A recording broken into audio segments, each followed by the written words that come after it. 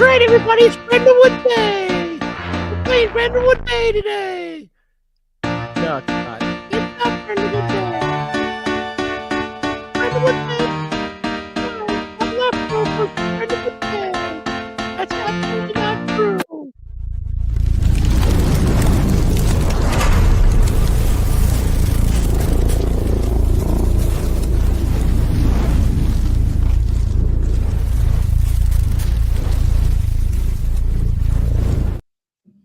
All right, I fooled y'all. You thought we were on Brentwood Bay for a second. Hi, this is Sean, and tonight me and Malcolm are doing a little show. We didn't prep this much, actually. We forgot we had nothing scheduled. Yeah, and originally it was a three. It's supposed to be a three-way, and we mean that the most PG way possible. It was me, Matt. Clearly, PJ, like nothing. Nothing, yes, because nothing works for us anymore. After you turn 50, everything's like dust. You can just show up for coffee. We're happy. Yeah, I need Viagra to get up in the morning. It's an oldie but a goodie joke. I use it, but Matt has fallen upon dark times. Unfortunately, folks, I must share with you the darkness that has befell his family tonight. So it's truly, it's dark because yeah, that's it. The Maryland, Northern Virginia region had some storms come through, and it just caused a little bit of ruckus. So that's just unfortunately what it is. And that makes us four. So for those of us without it, so for me, it's that's funny, Frank. But the funny thing is, it's like if you've been up in the Western Pennsylvania area, all it's been doing since May, beginning of May, is rain. And you're down in Tennessee. What's the weather been like this spring? It's been surprising. I mean, we've got a lot more rain than usual, but we've had some really nice cool days starting off, and then it got some then we have now we're into the swamp. Oh yeah, that southern humidity or mid-Atlantic humidity, and Maryland's mid-Atlantic. We're on the other side of the Appalachian Mountains. Those you not fear. I've had worse foursomes, Frank. Well, thanks for sharing.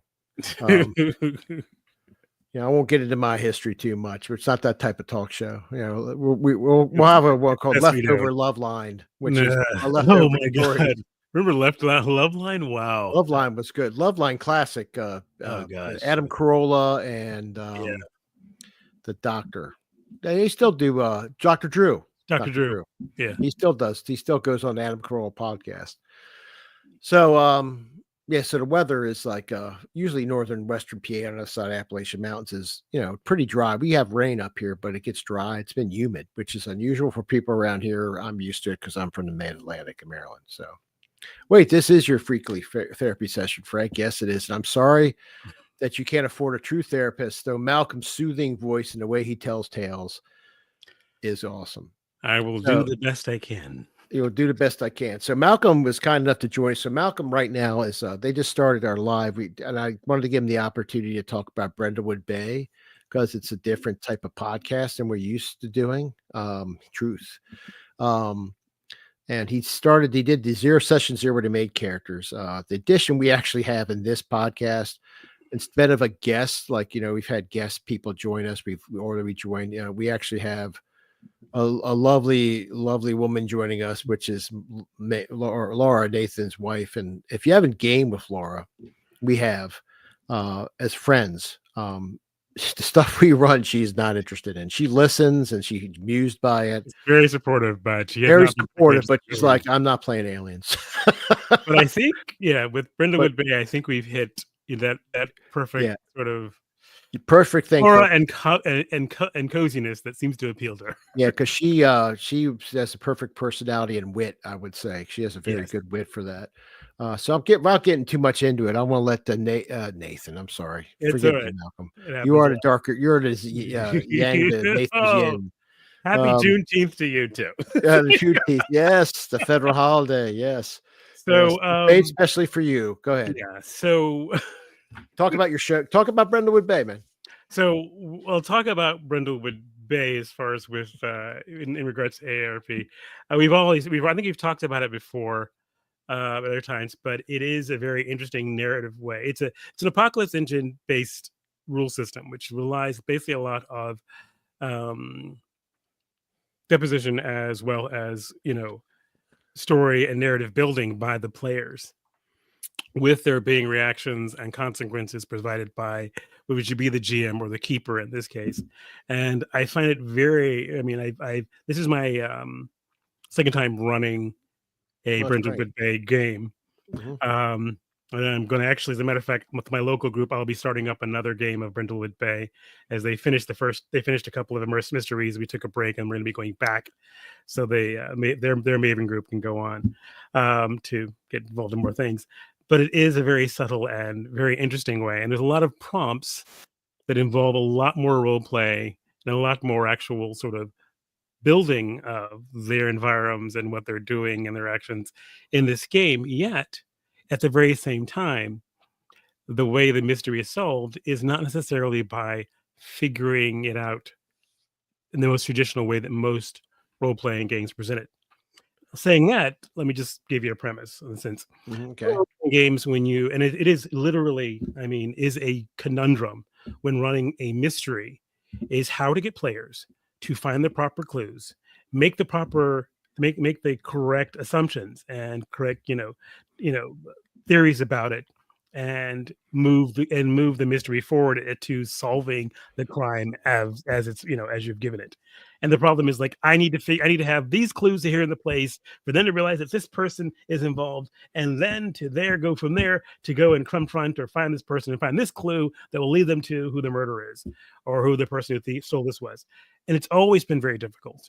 And as a matter of fact, I was before I even started playing Brindle Bay, I had been, going through. I don't want to, I don't necessarily plug him, but Justin Alexander, he does this, so you want to be a GM, a game master. Not that I haven't had experience, but there's always room to learn and and tools to pick up. And he was going over the process of how to build a mystery and how you set up clues and so forth. And it's a format that he's encountered, that I've encountered in too, and that he of course does a really great job of expanding on it and making it very educational. But it's always a matter of laying these clues in certain layers and having like 3 clues for everything you want them to discover along the path. And so it was always a matter of sort of making sure they had the right clues and came to the right assumptions to get the story going. But what's So great that's about that's uh, Brindlewood Bay right there, and yeah, that's the game. And yeah, and it says for those, it says all you're literally a murder mavens mystery book club. So think of Golden Girls meets Murder She Wrote, right? mhm, And you're solving murder. If you're not familiar with that, just Google that and you'll see what I'm talking about. There are great shows in the 80s and 90s with elderly excellent. women who just you take that sort of personality and that sort of comedy with our group, I imagine, It and is. take it to put it in a New England town, and it connects to cases of a dark occult conspiracy. So I just want to think about now if you It's like when we Golden Girls, Murder She Wrote, and a little bit of Cthulhu. yeah, and if you think about, I just want to tell you everybody right now, if you think about how our group is trying to do something serious, which is or something like that, Malcolm is really working that angle as much as they can because we can't we We uh, can't do that. We can do it, Tim but we Tim was just, trying. I listened to Tim last night for a bit, and he was trying to do the whole like, "Oh, darling," just a little and bit. that's exactly what you should. I mean, this game should not be taken. You should really just enjoy it. And the thing is, because you don't have to really be working super hard to figure out who did what, because the way Bindle Braid presents the mystery, it gives you the crime. Here is the murder. Here are a series of suspects. And as you maneuver around the suspects and the different locations where the murder occurs, you may gain clues by your actions and what you do. More clues than this and that way. And the clues are presented in a way that they are not they're very interesting, but they're not specific enough to accuse any particular person. That way, when you come to the end, and because you're basically the challenge level of what the actual mystery is, like it's a mystery, complexity 7 mystery. You and when you come to the end, when you want to theorize on who committed the crime, you are at a negative depending on what the complexity is to your dice roll. It's only Okay. 2, so it's like the only way to hedge your bets is to find more clues. Ah. So the more clues you find, the more it sort of off balances that. So every clue reduces the it takes away from the complexity penalty. That's interesting. So, So there's but so I can let me give you an example real quick of yeah, something. Just give an example. example of some clues. Yeah, give one so that just anybody who listens this can go Okay. get an So example of it, so or you let's can watch see. it live on our channel Or you can watch it live on our channel, or our and YouTube channel. maybe they'll find a clue. Yeah, maybe they'll find a clue. Yes. So you'll get a clue like something like a piece of frayed rope with a speckle of blood is found in a strange place. Now, that doesn't tell you where the rope came from. Doesn't tell you, anything more than it's speckled blood, and it doesn't tell you even the place. The place that it was found is strange. But later on, it will be up to the mavens to determine what that place truly was, why it was speckled, and so why it was speckled by whose blood. A skeleton is found in an unexpected place, and I just, and you pick a location, and I pick a location, and it's there. And why is it there? We don't know, but it may, as far as if they gather a sufficient number of clues from as the course of their mystery, they may figure out why. You know, Sounds good. So you know. that's pretty interesting. And that engine, how's that engine work? Gaming engine work? Oh, the gaming engine is really good because basically, Apocalypse engines usually work with your character has a very very basic level stats, like they'll have just basic general sort of explanatory stats that you have, which just act as a Yes. modifier on your die roll. So, like Mm. like for instance, these mavens have stats that run between in most Apocalypse games anyway. I guess you have most stats that run between -3 to +3. Mhm. Most of these are guys like I mean, at this point in their mavenhood, they're mostly like ones and twos. That Of adds to course. it. That adds to like your two six-sided dice you roll for any action they take, any move they take. And um, a success is a 7. I think it's 7. 7? Yeah, maybe it's 7. 7 is a success, but 7 through 9 is a success with a complication, which Okay. means there's some complexity involved. Something happens, like you can see the clue, but you can't reach it, or you by finding it, if you want to get the clue, you may ostracize this person or set them against you Oh to wow. make it difficult for you later. Or if it's in a certain move, it's like if you're doing it in a dangerous time. For this game, you have like night moves. If you're doing it, it's particularly dangerous. You might get mugged or thrown off a boat or whatever. Oh, is it a You know, D10 system? no, Sounds it's a like D6, two D6, D6, 2D6. Okay. two So D6. Tombstone And Frank asked, I yeah, want to ask this real quick before I forget. Does the villain change based on the clues? Because we're talking about no, clues. Okay. No, So the villain is never the actual perpetrator of the crime is not assigned. There is no set way of who is actually the mavens will determine that. When they get all the oh clues, they'll sit there and go, you know what? We think it was the baker because and there is no there's only a wrong answer when you fail the roll. oh If you so succeed the roll, you're right. so if you fail the roll, you can get misled. And you can if you Yeah. choose to. Yeah. If you choose to. If you fail the roll, you'll be misled. You made the wrong clue, There we go. and That maybe is a cool, sus Frank. and we'll have a way of deflecting the suspect either being completely innocent or something worse, like suddenly your prime suspect dies, and then you're looking around to try and figure out how to do it. And the thing is, you have to literally, at least I've interpreted it this way as far as the theorizing, because theorizing is a consensus of all the players coming together and saying, here's the clues, here's what we think happened. Let's come up with a story. And the thing is, for me, is like if you're going to have a clue, you have to knit it into into your story or whatever, as far as how this crime was committed. So if you have a handkerchief that has someone's initials on it, then you can then say, oh, the initials were belonging to the baker, when before it was just an handkerchief is found with initials on it. There's no more clues in that, but you will later tone it based on what you and the story that they build. So it's a lot of left on the players to build stories. And often in the course of the adventure, for instance, I will do, have a partial description of a place. This is a fish market. I want you to fill in, how do you feel about the fish market, or have you ever been there? Your character's been there before. Or in some cases, there will be like an element introduced. Like for instance, you this crime has happened and you happen to be involved in some way. One of these characters, which we'll choose one at random, is involved in some way, and we'll have to come up with a story of why they were involved in this particular situation. Nothing is set in stone that way. So a lot of it falls on the narrative of the players to come together. So it's really great in that way. So And you get some really interesting stories. So that is cool. So I noticed you're using the code, you're using the system, right? So it has, which has 6 mysteries, and you're doing Yeah, that reward. So do yeah. you find that the setup, the way they, so those interested in using the system, do you find it's an easy setup to get into, like get everybody started on versus some other games, or you find Yes, I think actually, I mean, it is, but the apocalypse engines tend to be that way as far as certain games.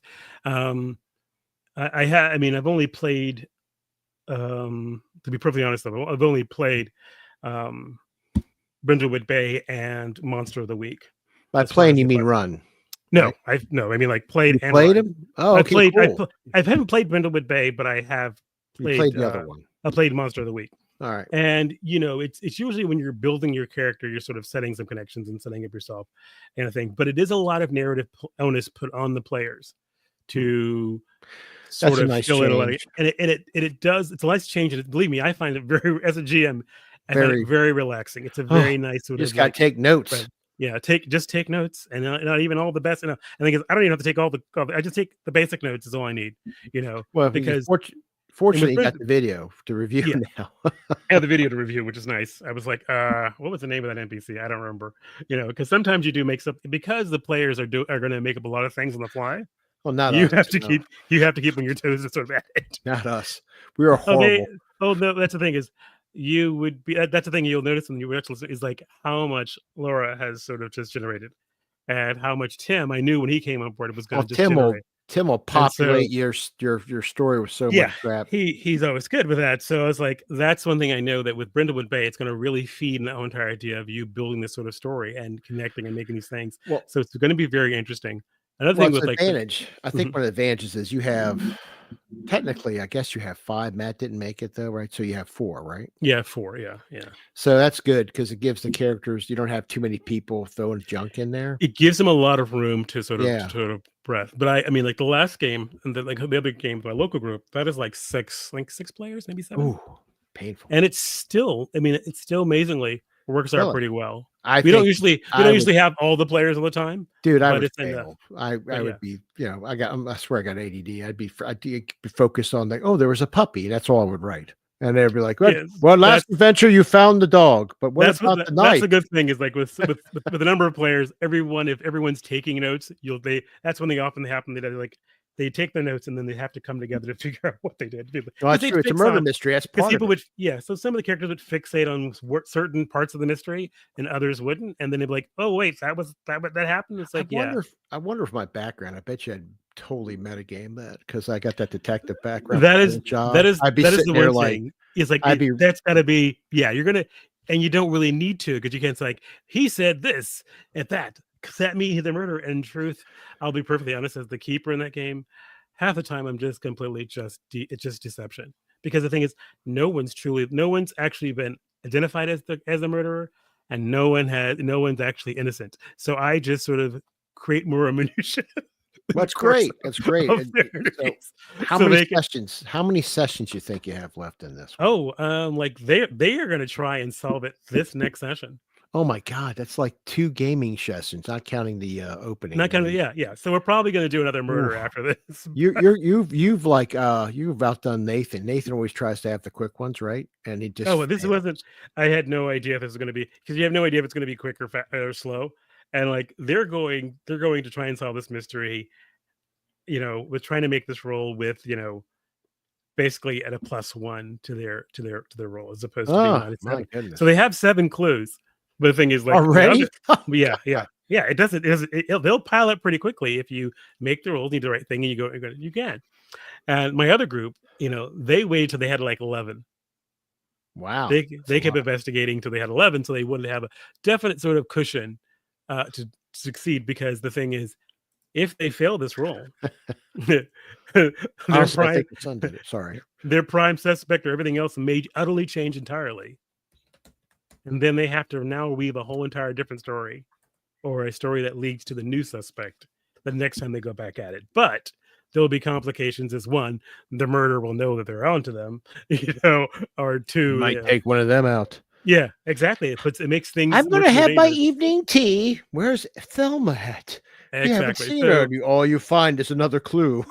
So yeah, so it does make it more, can be more dangerous for them. And make consequences and conditions much more desperate. So we'll see. But if they're willing to do it, and they may choose to change their mind and to do some more investigating before they go on. Chris, read what Frank wrote. Right? See on the screen. Let me just go back to get out of the exit the full I was screen. going to say Chris would do that. He said Chris would do that. Like go out and Chris would run. All right, let's just get real. If one of the Mavens got killed, Chris would run. That's one of Chris's go-tos. I'm just going to say right now, Chris is. I'll tell you. Here's the thing right now. You really can't. I mean, this is your hometown, and you're a 70+ woman living a widow in a town. Chris would beat the next person that came through the door. Chris would beat. That's his MO. It's like I'm shooting everyone or I'm running. That's each of us as a gamer has our go-to thing. Chris is like, I'm bugging out. Yeah, I'm bugging out or I'm killing everything. Yeah. That should be an interesting try. Yeah, I know it would be interesting. I thought I was gonna if I had energy to play the first night, I was gonna I swear I was gonna do this. I was gonna do a Miss Doubtfire. I was gonna put a wig on, put makeup on, rose my cheeks, get some glasses, do lipstick, and I go, hello. And I was going to that would have been awesome. And Nathan's been saying, I'm like, you really don't have to, guys. You can just run it and go. But I mean, in my local game, no one dressed up. Obviously, all you gotta do is your face and put a shirt on, a white shirt on.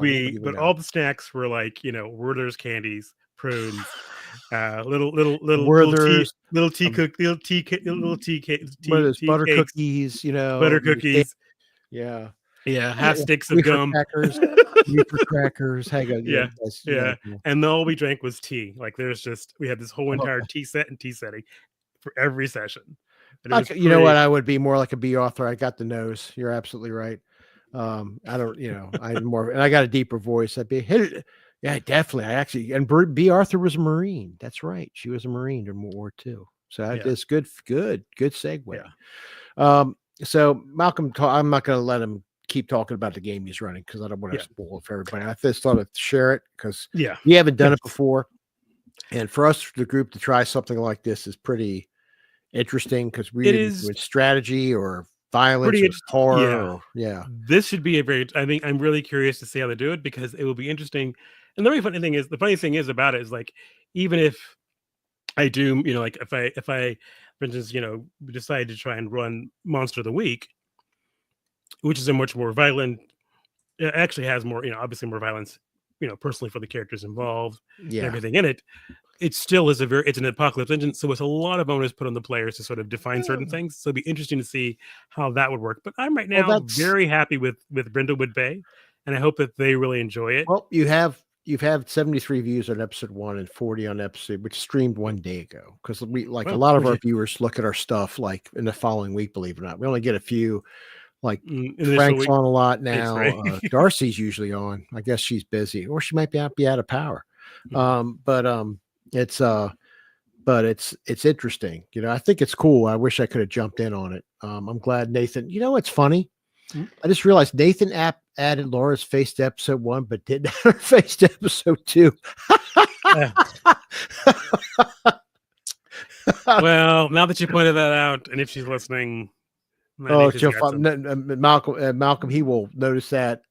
No, he will. Soon, he will. He will notice it. But unless she wants to be undercover. That's possible. So the other thing that Matt had asked me about to talk about was a game that I'm building for the future. It's from my local group, but it's also in the same thing, in the same vein of what I'm. It's very different than what I think the game I'm building for our group for the future, which I will not talk about until it's there.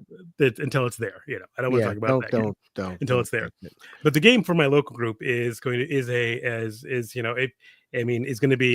be a science fiction military game where they play battle suits like soldiers.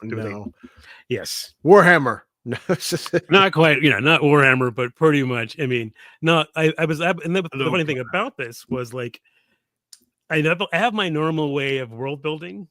Yeah, yes, you do. And I decided pretty intense. It's still going to be. This is still very intense. This is super intense now.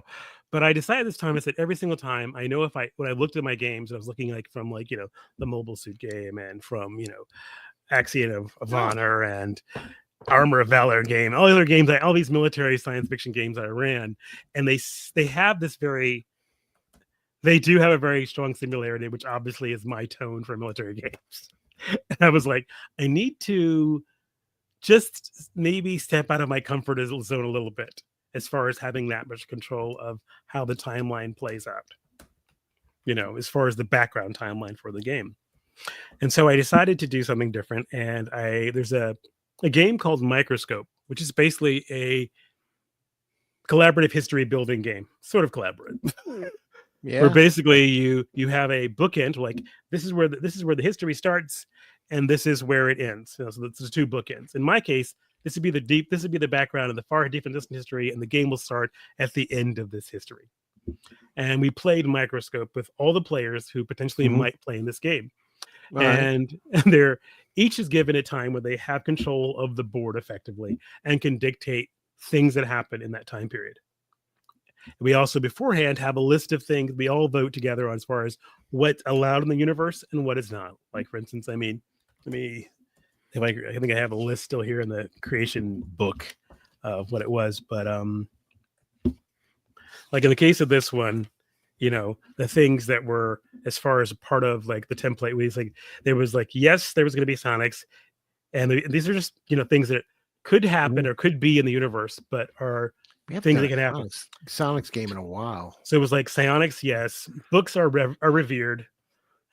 Precursor technology is in this system. Magic, we'll see. Space whales. Oh, Star Trek. Yes. Artificial life forms. Humans have been isolated from the rest of the galaxy, and aliens. Those were all the yeses that are possible things that could possibly be in this timeline before we start. All the no's. There's a lot of. Go ahead. And then we had a bunch of no's, which are like no technology augmentation, like cyberware. Yeah. Okay. I'm fine with that. No FTL jump space or range beyond 10 light years. Okay. Okay. That's interesting. No hive minds that assimilate aggressively. So you could be like hive minds, but you couldn't have the Borg. Okay. So you can't have the Borg, but you can have space cows like the Paclids. Yeah, exactly. We are Paclid. No man portable projection energy weapons. So what? No blasters. Yep. No phasers. Oh. Yeah. No space Nazis or racially is not a thing. I'm like, okay, that's going to be kind of hard. Can't have a space Führer. Yeah, so I couldn't have a space Führer, which is usually one of my favorite go-tos. You could have a Dark Pope though. Humans do not have or understand teleportation technology. So they could have it, but if they do, they don't understand it or they don't have it. There is no current godlike civilization that is active. Okay. And there's no faster than light communication outside the solar system, which is the one I'm probably going to break, but we'll see. Well, you can make that happen like as a hook for something. Yeah. So those were the basic the palette that was set for that game. And then the players each had their time to dominate the screen. They could introduce like a sort of idea or thing that was going to last throughout history, create an incident or event, and move on. So they built this whole entire like strange and very bizarre timeline, one I would never have come up with myself. And though in my terms I tried to curb what I have, but at the end I ended up with a universe that had aliens that we didn't really mingle with very much. We had magic, which I never had in a military science fiction game before. That's a challenge. Yeah, it's a challenge, and so there's a lot of things that they introduced that were going to be a challenge as far as me having run something like this before and then trying to make it work with my dynamic, and that's a part of it. But the thing is, so now I've been working on it. So now that was the base bed, and then it's like you take all these sort of jumbled facts, all these jumbled sort of history, and you try and smooth it out to make it sound more in tone with where you're going with this game. And that's the process I'm currently in now. But in addition to that, you're also like, you're just taking and build. I literally have a whole notebook that I created just I know it for looks like a building gosh. all the notes and things to So you got to build publish this. We got to just this sort of like one of us story, have to figure out how you much to know, publish this. Put it in you know, PDF or something. They images and did stuff. whole like they did whole like it's art. You did artwork. Well, that was not mine, but that was yeah, what's the name of his name? Anyway, Yeah, they put whole out that was like Anthony like for that. Scroggins' work. But yeah, and this is mine. But yeah, these are mine. These are mine. But these are like old. These are from a different game. Is But that from the that's really old. yeah, that's from Mobile Suit. That's the Oh Dragos. wow, you're dating yourself there. Yeah. So and other stuff, and you just keep taking notes and you keep adding them, and the hope is eventually that I'll be able to build, a rich timeline based on what they gave me that will, usher in this sort of this game. Well, it looks like it'll And be fun to time out, and I want to say this. You talked about psionics, or people use different terms for it because we don't really. We've had how many games have we had? You're, really. oh I mean, my but god, yeah, but we don't play it that often because it's just no, it's can get complicated, right? it can. And I and think it get abused by like certain characters if you're not careful with it. yes, it can get complicated and it can be abused. I think that the one thing that's great about Savage Worlds, which is what we'll be running it in, is Yeah. that it takes a lot of the complication out of it, and there's a lot of ease as far as how you set your tone for it that you can build into it by using certain setting rules without the difficulty. Like for instance, there was a lot of different versions we've seen of different psionics in different games, and they can be ridiculously powerful to the point that you really have no way of sort of balancing it out. Yeah, I know. But I think Savage World does a good enough job, puts you in an equal setting. And I think now with this game with having both magic and psionics is kind of interesting. And the thing is, because they're using a very similar power selection pool, it does work very easily as far as knowing what you're getting into.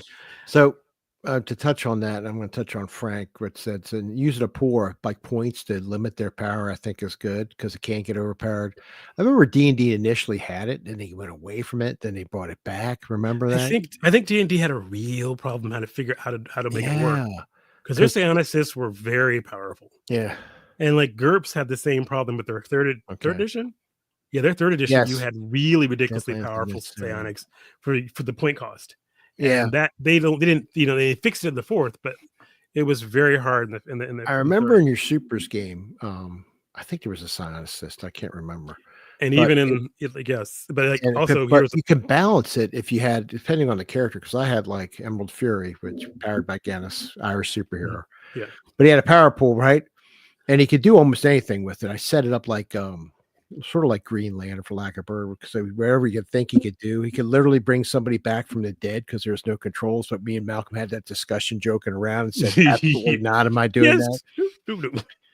I was like, so the gag was I was going to walk up and give him a sip of Guinness and then revive the guy and say, look, Guinness brings you back to life. And he's like, oh my God. I said, I won't do that. But that was a quick gag. But I could have used that power to counter psionicist. So there was ways to counter it, to balance it out in the Supers game. Yeah, but in a Magic game or a D&D game, there's nothing really for that. Well, they also built Sonics very differently in the earlier versions of D&D that sort of just went outside the box to a great degree, and you were kind of like, I guess so, but it didn't advance the same way Magic did, so it didn't have that same expectation as far as what was limited and what wasn't. But it did a great job of putting the fear of God of you as far as mind flayers. Yeah. I think because you had a saving throw. It was like you had a saving throw versus psionics, and most people didn't really in the game get a very high one for that or have a very good one. And that's what it was. It was a saving throw thing at that time that you'd have to make versus psionics, and you had to specifically because back then you'd have things like save versus poisons and save versus this and save versus, and one of them was save versus psionic and something else. I remember that it was totally separate. It was save for psionics, and and you But they only had like the Mind Flare, and I think they Yeah, had you only have the the Brain Mind Flare. Devourer, the Intellect Devourer. They were Yeah, all horrible. all Anything with the horrible, but Sonic they were was all horrible, fine. But they guys. were all like you only run into those in the Underdark, so you never like unless you went there, you never had to worry about it. And the thing is, when the Underdark was introduced, that was the most frightening thing. Was like there were so many psionics down there, and we had such poor saving throws against them. Oh yeah, because And you they had just don't unless you're like and it was all based off of I believe it was his wisdom, or I think it was wisdom, right? Not yeah, I'm trying to think. intelligence. I can't remember, but it was like My book's it way might over have been there. intelligence because it was sort of like sort of pissed me off because having an IQ, high IQ, or IQ intelligence didn't necessarily mean you had the will because wisdom's will. Yeah, And so you it's because but I I think think it it was bounced around a couple times. yeah, I think it started off intelligence because you always ended up wizards never being affected or something, or maybe they Which had the didn't better make sense because or you're they a had the good better wizard. You're saving not. throw. I don't know, but I know. your cleric didn't. I know. Fucking cleric, right? My faith in God is useless against this mind-eating monster. Yeah, But so I am a wizard. And I can cast fireball. yeah, Yes, so it was wisdom. Ah, there's a man. That's yes. it. Thank you, Frank. Thank you, Frank.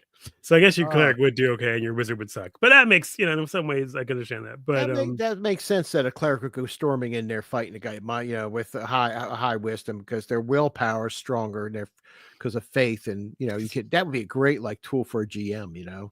Like I'm mind flayer, and like yes, my faith in my God will defeat you, and you have that 18 or maybe a little higher, and you're just freaking walking in and wailing on them with a hammer, like this isn't supposed to happen. it was Give me it your was. tentacles. I'm not sure what it's like in fifth edition. I'm not. I don't recall. I know I've got the stats for it, and I don't even recall what the rules are for it because I haven't played since you know, played in almost 5 years. So You know what? I think Darcy brought up a good thing. I know I saw this too because it's changed so much. I know at one point I thought it required stupid high intelligence, wisdom, or charisma, and I think at one point that was true. Like certain yeah, attacks based on what they were attacking. So that's sort of I think that's later on in Sonic. So I'm sort of talking about early days when it was just like they didn't know what they were doing. And I guess it depends on the don't game. tell them that. Sorry, we get pissed. But yeah, Yeah, but when in the yeah, early days, like I worked with GMs who refused to let you play anything with psionic yeah. system, and We it wasn't overpowered. It was we just just that you didn't know how to. It was like it's the another illusionist. Remember, it was yeah. there for one game, then they got rid of them. Like there's just another. It was more complicated than was worth as far as the payoff to include it. And Yeah, for me, there was a lot of things with when I would go with our players like I don't have that book, so I wouldn't include it. Of course, someone would always get me the book, and I was like, God damn it, I curse you, sir. I It's a curse you, sir. gift. It's a gift. You There's a have to game for do the it. book. I want to play this class. I'm like, Oh, you you know. fucking bastard! But I It mean, has changed a lot. Oh God, don't bring up Dark Sun. oh It yeah, broke down by stat equals Sonic discipline. I have played Dark Sun. I think that's the other time I saw Sonics. I played that was a very a important part of that wizard. game. That was a Wow. tough game. I played tier ran a game, and I played a guy based off the 13th Warrior, whose whole goal was to find why the world went that way. And there's a spell called Strength of Land, and I had it. So I was a mage like fight or something, and I kept casting it. But every time you cast Strength of Land, You, there's a you, higher. You add 1% to it, and the more you do it, there's a more of a chance that the land will find out. And the implication tier was if the land finds out you're using this stuff, wasn't going to be happy.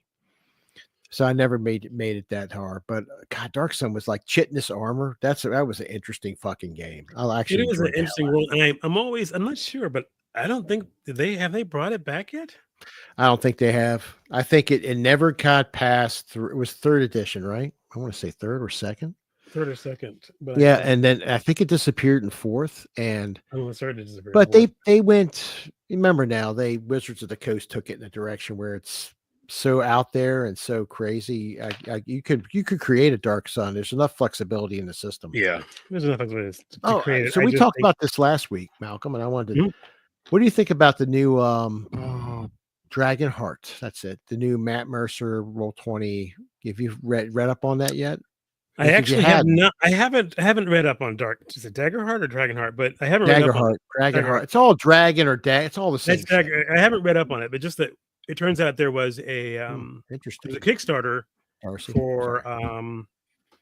for a supplement world Fourth. called the Black Rose that I used to watch from the Three Black Halflings that I used to listen to podcasts, and I really like that world setting. And it said, I remember him saying it's both for we have we have both rules that are compatible with 5th edition D&D and Daggerheart by Mercer. And I was like, well, I guess they came up with their own system. It's about time. I'm glad they did. I think it's based on more for also for better for what we do, like live gaming. Yeah. And so apparently it's more lethal than D&D. That is not like not I'm hard trying to kill you, but you can actually die. But their consequences are definitely there for it, Yeah, but there's a way you can roll out of it. There's an interesting thing, like you could take 3 different ways, like your character could definitely survive, but something happens to them, or there's an even chance, or you take the big risk and you go down like a flourish or something, right? I read up on it. It's interesting. I know Matt was talking about using it. He might use it for our sex, drugs, and saving throws, which would be appropriate. That would be appropriate. I think might be a good transition for it, as opposed to changing drastically a big system. I mean, it's going to be a different system, but one that people would still be engaged in. Yeah, we need to get away from that other system where you're using. I think. Here's the thing. It's I like I said, I haven't played a 5th edition D&D game and since Sex, drugs, and saving throws. And my local group stopped. We stopped the year before the pandemic. So I have a ton of 5th edition books, and then during the course of this sort of period before the actual craps that hit the fan, I actually got invested into another company that was doing a 5th edition sort of like skin. 2 of them, I mean, one is like Fate Forge, which has an excellent version of their 5th edition game, which I think if I ever run D&D, it will be in their using their books and their game and their universe, with the exception of why am I having time thinking of Free League's 5th edition. They do. I have all of those books. That's an option for us, actually. I mean, because it's the same system, but it's they're both the same system. They have the same bones, but the flesh that grows around it is drastically different. Particularly in the case of the Free League game. Well, we're all about I know it's supposed to. I know it's 5th edition compatible in 5th edition, but it has so much of the wonderful, great flavor of their One Ring game, and it's a really good really good way of expressing the Tolkien universe in a D&D format that you would probably not think of it as D&D 5th edition. So it's really weird, right? So everybody talks about now life after D&D. There's people that still stick to it. So many people are trying to go in a different direction because their sales are down. It was all because of what they did, which was, from our last week's guest, which was Stephen Glicker from Roll for Combat. He talked about, he said he could do a whole show explaining why that wasn't as bad as people thought it was, because he has a lawyer and everything he does. And he might be right, actually. Yeah, I think he's probably definitely right. It's not as bad as people thought it was. There was a great deal of panic because you had a lot of people who were doing things for D&D, as far as like products they were doing for them, or supplements, or dice and adventure books and all that kind of stuff.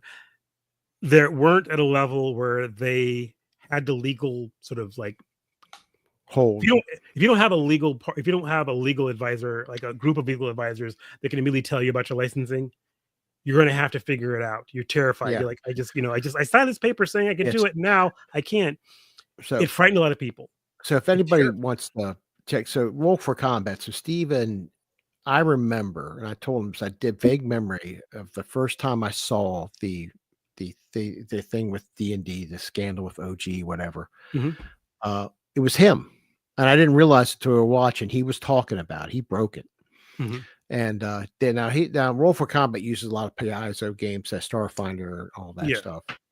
But he's an interesting guest because he has lot of background. If you want to check out our prior podcast, check it I'm out. going to definitely do that. But 'Cause it I sounds tell anybody, amazing. check it out. He's an interesting character. He's been in the,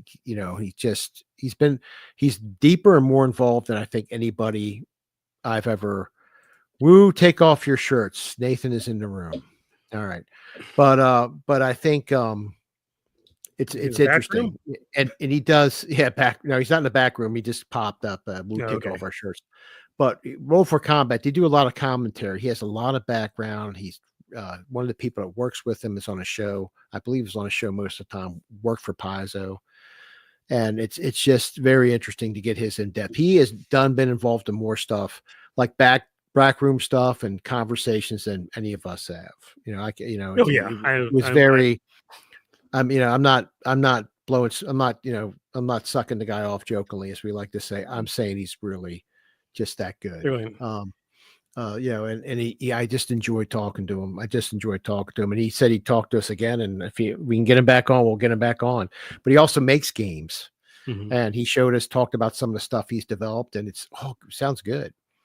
No, And see, I'm not going to suck him off, Nathan. Fuck off. see, that's the thing about the whole entire for the D&D flight or whatever staying thing is like, I think at least my personal experience, what I've seen from players or people I've played with and locally, is that there was a sort of I mean, it was just the idea of the change that sort of bothered them, but we had stopped playing prior to that because they were having they wanted more or something different from the system they were playing their game in. And we tried a different game, and a lot more of my players were satisfied with the different system than they were D&D. And they quickly, as they went from, if we went to different system to another system to another system, and you're looking at things, and you're looking at play styles, and then you have it was not the, I mean, for the players who really were dissatisfied with it, it had nothing to do with licensing. It was the mechanics of the game. Mm-hmm. And Yeah. so it was like, if that mechanics doesn't work for you, you're not, it doesn't licensing, none of that matters. Like, for instance, I probably can't entice them that player back to play no matter what skin of fifth edition I use. It's because they don't like the way that system works. Where other systems, they felt much more satisfied with the way their character was developed and what they could do and their options and how they felt about it. So, Well, yeah.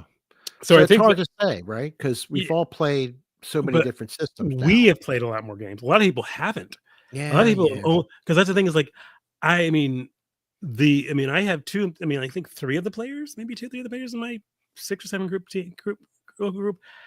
This was their first role playing game they had ever played, and the first game system they were introduced was D&D that I ran, for them, and so, you know, getting introduced to other stuff gave me the option to think about it and say, oh, well, I don't have to worry about this, or I don't have to this, or I don't have to make this big panic thing when this happens or that happens or vice versa, or whatever that bothered them. They were able to find some satisfaction as far as how another game processed it or how they felt about it. So we've had a lot of experiences playing different games. We've actually played various editions of various games we're that old. But in that case, to be perfectly honest. So I think that when we encounter a mechanical thing, we tend to try to work it or just sort of roll around or just sort of role play around it if we need to.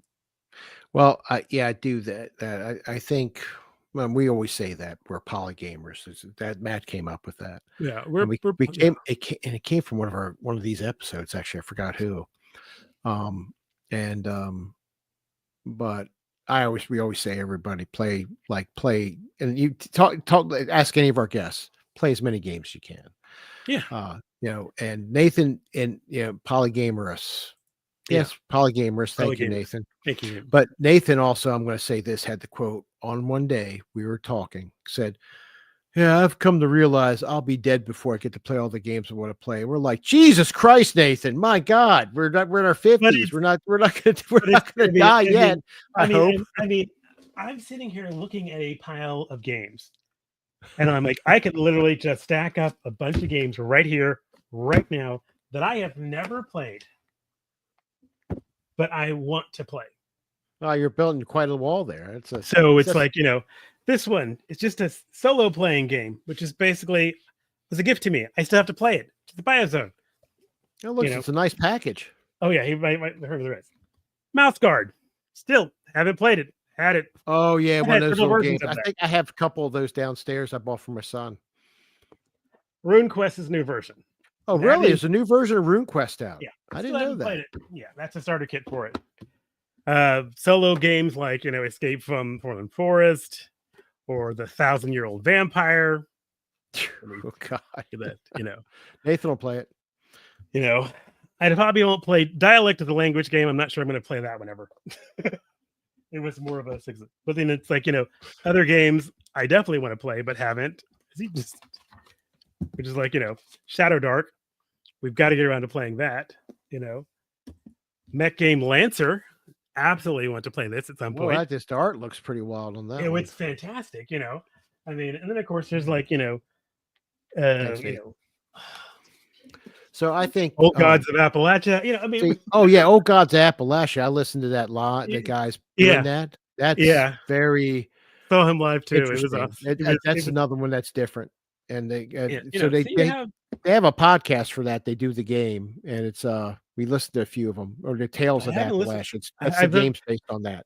Yeah, because I used to listen to the Tales all the time, and then it's sort of like taking Appalachia and Appalachia and Gothic horror and trying to combine it. It did a fantastic job with the podcast and listening to stories, and the game. The game. I haven't played the game system yet, which I think is another. Yeah. Old Gods. I think Frank, we would like to. Maybe that's something we can do next year because just talking about our schedule. Because we really got to jump back on. So for all this alien stuff we're going, Nathan, I'm talking to you because I know you love it. Is the aliens? Oh, you have the PDF of that? They already did. RuneQuest for aliens. For aliens, because they just sent out the beta version, I believe. Yeah, okay, yeah, the beta version. Oh, yeah, that's right, because we got the hookup. So yeah, we have to play that because for one, I love it, even though my character's fucking my last character didn't die in Aliens. Yeah, your last character didn't die. You're fine. Oh God, yeah, we got to update it for the system. Nathan, we got to schedule Old Gods next year because it's very. Oh, it's very different. I think everybody would enjoy it. It's a little slower in some. I would literally have to reread some. I'd have to listen again to some of the podcast. You got to listen to some of the podcast because I used to listen to the podcast for Old Gods religiously. Like every time the episode was coming out, I was there listening. You guys want to treat live? Yeah, on a long drive, just put it on, especially if you're driving in the mountains. Yeah. Now, if you're in the plains, I can't help you. But if you're driving in the mountains, it's pretty. That's pretty. I mean, like if I was listening to Old Gods while driving through the mountains, particularly Appalachia, I'd be like, it's just so. I mean, they do such a good job of really sort of putting you in their place and putting you in there, and you see those places. And these are, I mean, like I'm pretty, and they do a really good job of recreating a lot of the interesting entities that you encounter. Oh, so let me answer in the dark Frank, and the green. Tyr is going through a life change. He's in menopause. No, Tyr is. Yes, so Tyr's been busy. So he got a new job. And he went from working at home back to work, right? And then he's moved. So what he's also trying to do, he's trying to move closer to his work. So he's in a DC metro area. His new job is far away from the place he currently lives. So he's trying to, make the best work of his time. He's got a lot going on. Once he gets settled, he plans on getting back involved in it. He jumps on sometimes before some of our live sessions on Tuesdays and speaks to everybody. So he's doing okay. He's just got, I mean, I don't play. Oh, I figured after the surgery, it was gelding. He might've done that himself. He's very hardcore when he tries. He goes cold turkey, So his surgery went well. By the way, he's doing well. He's very well recovered. I want to say this God honest truth, guys.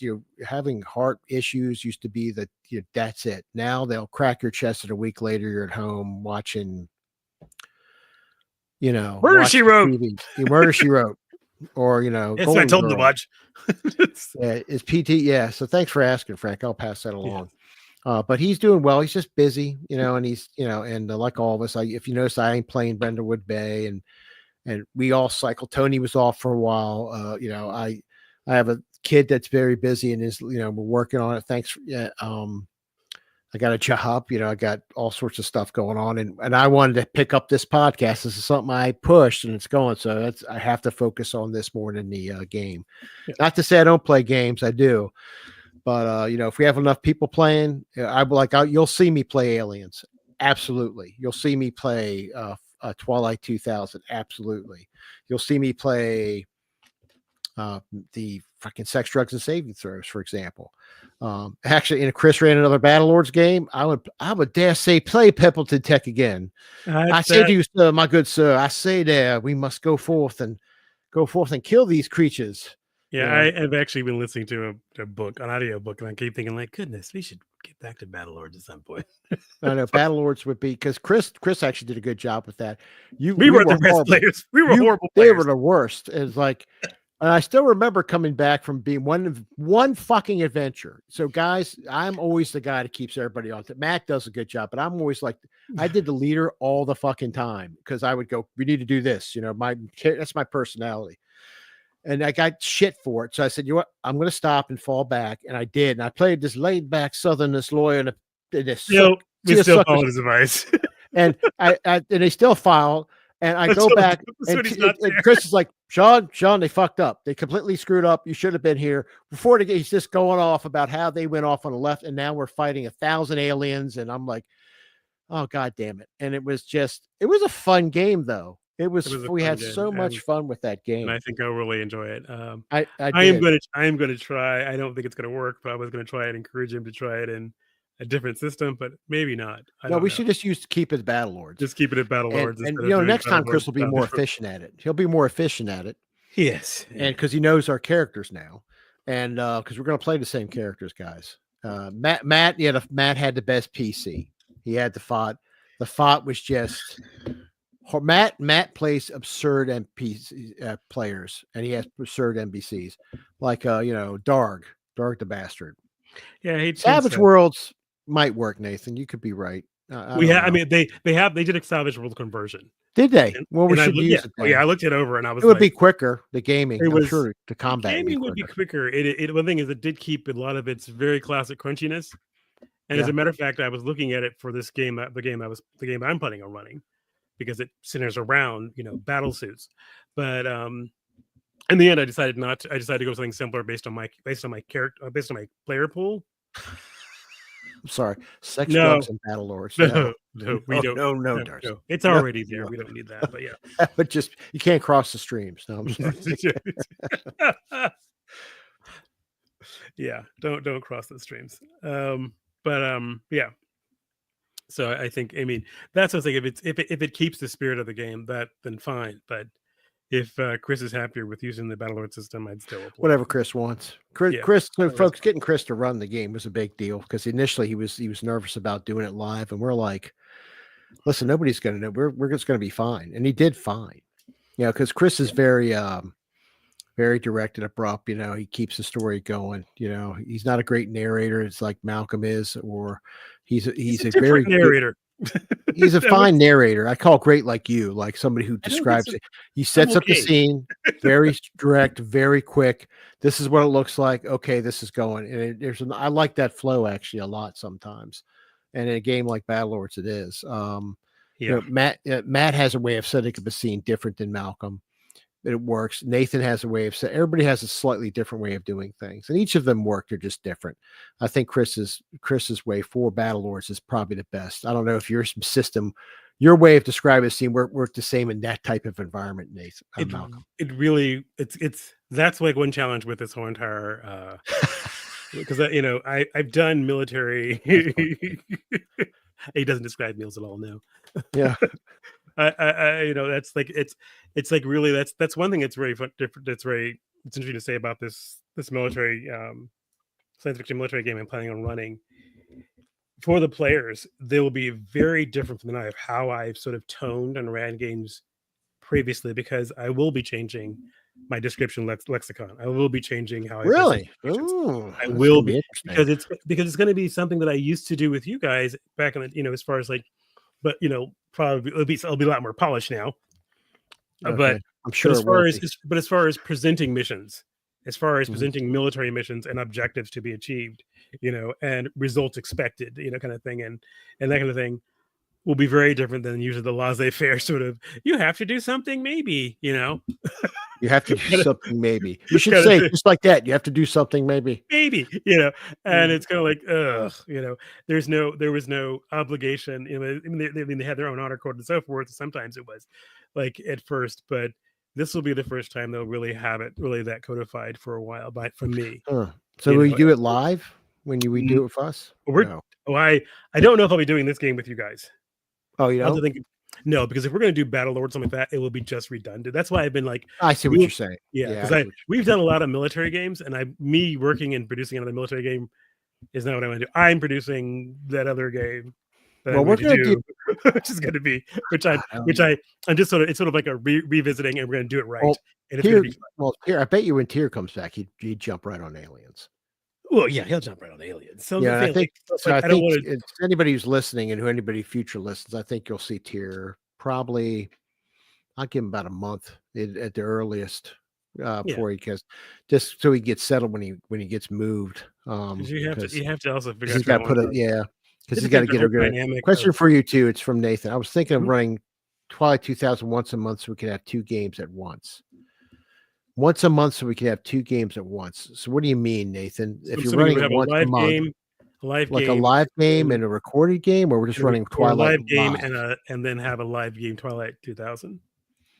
Well, he wants to add the sound effects, so I guess you probably wants to record Twilight because he wants to put all this. He says that all those sound effects he put So yeah, together. then we'd have one live game and then one session of a recorded game. I think I think that would be fine. you could Or probably two do that. recorded games. Really, Yeah, we should probably discuss with the rest of the group. We could yeah. do one of I think each. he's just putting it out there so we can I know. catch it and Maybe record it. he's You said yes. maybe he's softening us up because I'm Yeah, all about live because yeah. I'm not worried. I've so far proved I haven't sunk us yet, so I think we're good.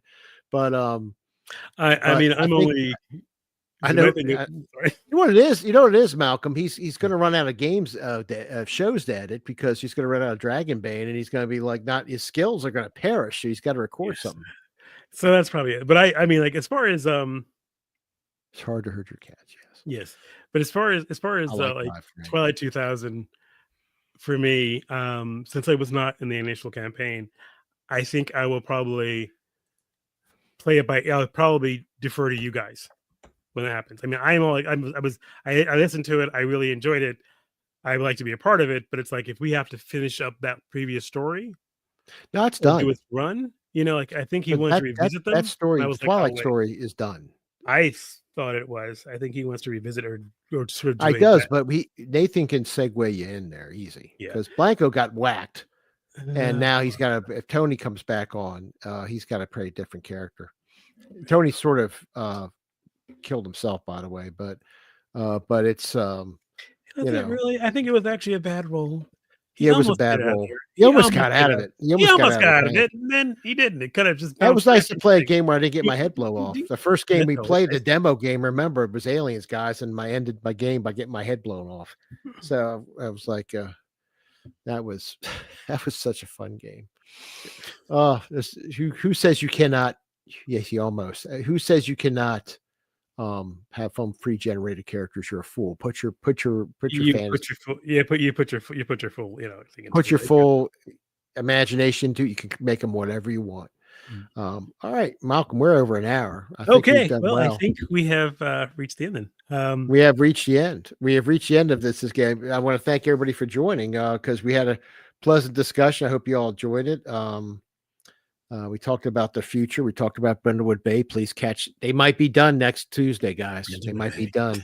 And if they are, I, I yeah. am curious if we're going to try and do another mystery after that, but I want to say that I have highest hopes that they'll be able to solve it. Well, That's how they're convincing.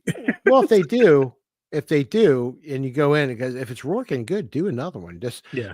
as you're leaving the boat, you find a body on the dock. It's however. Poor Miss Nathan. More mysteries. Poor Mr. Timberwolf fell in. It looks he was beaten with a I mean, truncheon. besides the original book, there was also a supplement which has even more mysteries. Listen, Nathan, we don't have anything else planned.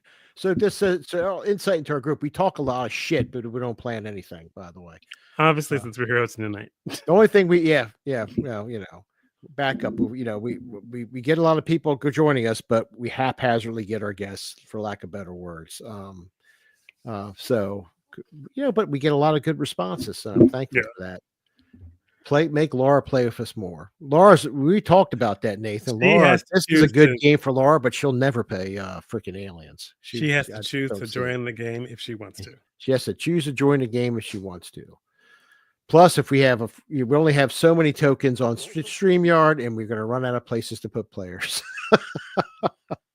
So we'll have to figure that one out. But she's having a good time. She's having a good time, and she's doing a good job. So that's good for Laura. Anyway, at that note, we're going to end tonight's podcast. Nathan, got anything else you want to add? From the Peanuts. I just see. Let's kick off Matt. I knew Nathan was going to say something. Okay. All right. Thank you for the Peanut Gallery. We're not kicking off Matt. Which Matt? Wait a minute. Which Matt? Choose one. One true Matt, or Matt, you're a friend for years. The one that you went to high school with. If you're going to get rid of him, I mean, Matt Orr is a good guy. I mean, he's anyway. Malcolm, thanks for joining me tonight. Happy to be here. Thank you so much for having me. Money back. And you all take care of yourselves. Enjoy the rest of the holiday. Enjoy the weekend. If you're somewhere where it's hot and stormy, stay dry. Be safe. And, be safe and take care. And now we're done. Take care.